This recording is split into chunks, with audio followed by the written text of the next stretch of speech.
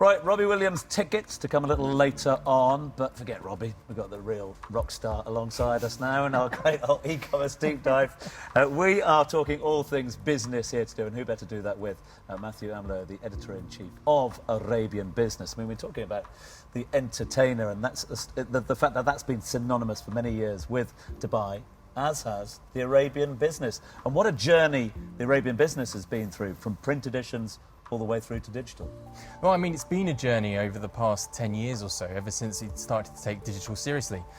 Nowadays, I don't think anyone would expect to get news in any other way than digital first, whereas we do still see people might enjoy the print edition, although I think Donna has already said that it won't be coming back again for the entertainer.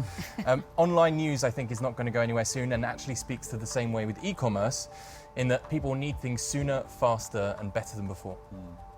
And how have you been interacting with social media and the rise of social media in the region, with news, but as well with the e-commerce landscape? Very interesting question. So social media obviously is key for how most people receive their news. Most people actually enter news via social media. Might be by someone they follow, might be like a brand they follow. Arabian Business, for instance, is a great one if anyone is looking for a brand to follow for news.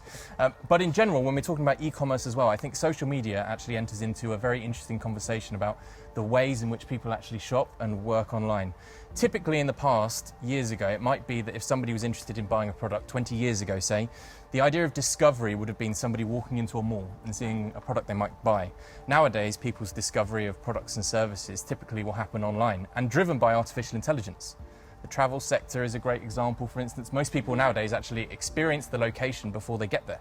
You'll be on TikTok and you'll find out that actually you really, really want to go to Switzerland because you saw a ski slope in Switzerland, for instance. Now, Matthew, you know about all the new businesses, the startups, the original businesses that have been here. How's the e-commerce sector looking? Is it surging? Is it slowing down, plateauing? What's going on with it? Well, typically with most answers when you talk about the business sector in relation to the UAE, things are all positive. At the moment, I think the e-commerce sector in particular is predicted to hit 9.2 billion by 2026. And overall, you see companies continuing to set up. I think it speaks to the UAE's role, especially since coronavirus, as a beacon of stability in the global economy and as an area where you see entrepreneurs wanting to enter more so than ever before. So Matthew, we were just talking about TikTok, and now they've brought out here live streaming where you can buy e-commerce on there. How have you found that? Instagram aren't doing it yet. They've only done it in the US. So have you seen, what do you think about the e-com site with all the live streaming, and do you think it'll come here with Instagram? What's your view on it? Absolutely. I mean, it's only a matter of time, right? People love live streaming. They love interacting with audiences live. And overall, you will see more and more products being sold live. Okay. One thing I find fascinating, and I'd love to get your perspective on this, is it seems to me that, you know, how often do we use the word hub when it comes to places like Dubai or the UAE as a whole? A hub for business, a hub for aviation, a hub for just about any word you want to put after hub. Is it a hub for startups as well? And can it get to a saturation point, or will it continue to evolve? I actually think you're asking the wrong question there, because the UAE might be be a the first time, business. it won't be the last time as well. But really, I think what the UAE is a hub for is it's actually a hub for talent. It's a hub for people. And if any sector in particular is driven by people and talent and innovation, it is, of course, the technology sector and e-commerce. And here in the UAE, you have very attractive landscape. You want people to come live and work here. And that is driving incredible innovation. So, Matthew, I mean, business is going to crazy places now with crypto, NFTs, Web3 in general. Is it going to be possible, do you think, from the trends you're seeing, that we're going to be in a situation like the film Ready Player One, where we're buying houses and clothes in the metaverse? You say might be. It already happens, right? I mean, when we're talking about Dubai in particular, Dubai has a very aggressive plan. It's got the metaverse plan, which I think is aiming to add $4 billion to the economy by 2030. Overall, the way in which people interact with products will change. I think the sleeper is not just the metaverse, it's actually augmented reality. It's where you interact. You walk into a store, for instance, and you like the clothes in the store. Well, you look into the mirror and you see yourself wearing those clothes, for instance. And it's that combination between physical and digital that I think will become increasingly more interesting. Is that what they call phygital? Digital, exactly. But talking about phygital, how easy is it for a company to become a phygital or a digital e-commerce player in the region? Well, if you're talking about the way in which businesses start up in the region, it is incredibly easy. the UAE in particular has done amazing steps in making it easier and easier than ever before to start up a business. And it's been increasingly obvious from the regulators and authorities that they're very welcoming to the entrepreneurial landscape. For instance, we have corporate tax coming up. Next year, companies will have to start paying corporate tax, 9% corporate tax, which is in itself might be aggressive to some companies, but the UAE has also announced an incredibly generous tax rebate for small businesses. I think it's up to 3 million dirhams of revenue a year. You don't even have to pay any tax. So if there's a country that you're looking for to set up a startup and you're looking for talent and people, as well as innovation and a friendly business atmosphere, the UAE certainly ranks highly.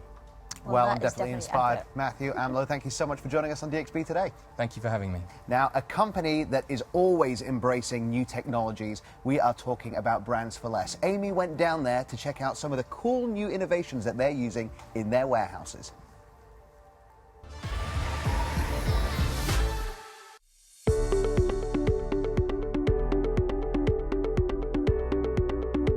I'm here at the Brands for Less warehouse in Dubai, and guess what? It's run by robots. So join me as I get to meet the robots and the founder of this retail group. So joining me now is the founder of Brands for Less, Mr. Tufik, and also the Deputy CEO, Mr. Ayman. Thank you so much for joining me. So we've been into the warehouse. We've had a little look at all your robots, or minions, as we like to call them, the little yellow minions. So how is BFL using robots to make operations more efficient?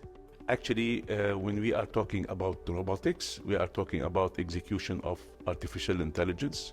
Of course, you know, artificial intelligence is much smoother and much faster than human beings in terms of executing processes. So how much have you invested into robots?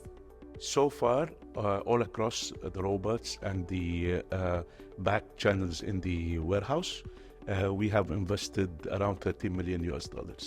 What do the robots actually do, and can you take us through the operations? Absolutely. So we used to sort the stores in a completely different process. Now, the moment we tried to introduce robots, the first thing that we've done is we've streamlined the process. So we understood that the time needed to send a product to a store before we started adopting the robotics process used to be 1 minute and 34 seconds, while today it stands at 38 seconds. It's not only the robots or the minions that you've seen, it's also a lot of robotic process automation, which is the RPAs that we've included in the systems and the backend. So do you think that robots will eventually replace all employees in retail? I don't think so. I don't think at all. At the end of the day, we're talking about the back end side of the business. We're talking about increasing efficiency in terms of sending product at the right time to the right location. And this is what actually the robots are there to do. So obviously, Brands for Less, you're giving consumers a product for less. Does the robots enable you to actually provide that for customers? Our type of business is to maintain the treasure hunt experience. The whole idea of our off-price retail, of Brands for Less, is to entice the treasure hunt experience. So we teach the artificial intelligence through certain processes how to really send products in a way whereby to keep the treasure hunt experience at its highest level. You know, at the end of the day, living in a pioneer city, you should only be a pioneer. I couldn't agree more. Well, thank you so much for sitting and joining me today. I really enjoyed having an insight into BFL and getting to meet the minions. Well, I'm sure you'll agree it's fascinating stuff, and I'm sure that we'll be seeing more of robots in the future. But my question for you in the studio is, do you think the robots will be making our lives easier, or do you think they'll be taking over human jobs too? There you have it. Robots are our very own Brands for Less. Incredible stuff. But now I believe, Faris, it's time for DXB in 60. That's right. We've been chatting to Donna, learning a lot about entertainer, but we want to know more about you, if you don't mind. Oh, okay, hit me with it. DXB in 60 seconds to ask you as many questions as possible to get to know you. Okay. And we're going to start the clock in 3, 2, 1. If you weren't an entrepreneur, what would you be? A policewoman. Your most prized possession? I'm not sure if you call them prize, but my children. Oh dear. Your motto in life and in business? Everything happens for a reason. Where do you go to recharge in Dubai? I go to a swimming pool on a deck chair. What's your inspiration, or who's your inspiration? Oh, I love people that have started with nothing. A famous person that you'd love to meet apart from Tom Urquhart? Oh, Josh Jamal. Favourite restaurant in Dubai? Sushi Samba. Oh, very good. Favourite hidden gem in Dubai? Oh. Not Sushi Samba. No. Oh, hidden gem. Something like eat and drink. Favourite entertainer coupon? Oh, it's a voucher first. I would say Wild Wadi. Your go-to activity when you just want to relax? Spa. Top series you've watched this summer? Oh, I just watched Yellowstone. Top podcast recommendation? Oh, I don't listen to many. All right. You should start one. I know. Current book that you're reading? Oh, I haven't had time to read those either. One more. Why Dubai? I love Dubai. It's where my heart is. All right, amazing. We actually got through all the questions. Oh, Donna, thank you so much for being on the show with us and thank sharing you your so journey. much. Thank you for having me. Cheers, Dilly. Thanks. Thank you, Tom. After the break, do not fear, Zara is here to keep us entertained. Plus, we're finally giving away those Robbie Williams tickets. Don't go anywhere.